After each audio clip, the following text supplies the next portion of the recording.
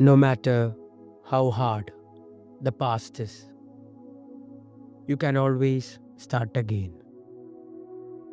ഭൂതകാലം എത്ര കഠിനമാണെങ്കിലും നിങ്ങൾക്കെല്ലായ്പ്പോഴും വീണ്ടും ആരംഭിക്കാൻ കഴിയും. ഇന്നീ ദിവസം ലോകമെമ്പാടും പുതുവർഷത്തിൻ്റെ ആഘോഷത്തിലാണ്.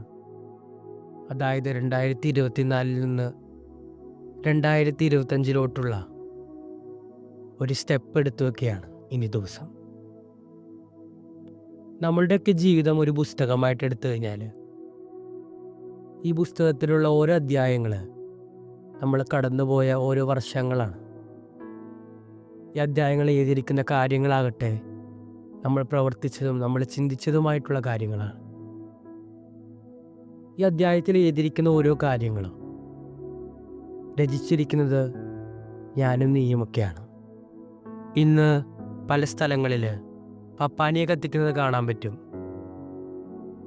പപ്പാനിയെ തീ കൊളുത്തിയതിന് ശേഷം അവസാനം അത് ചാരമായിട്ടില്ലാതാകുന്നുണ്ട്. ഈ വർഷം നമുക്കതുപോലത്തെ ഒരു വർഷമായി തീരട്ടെ.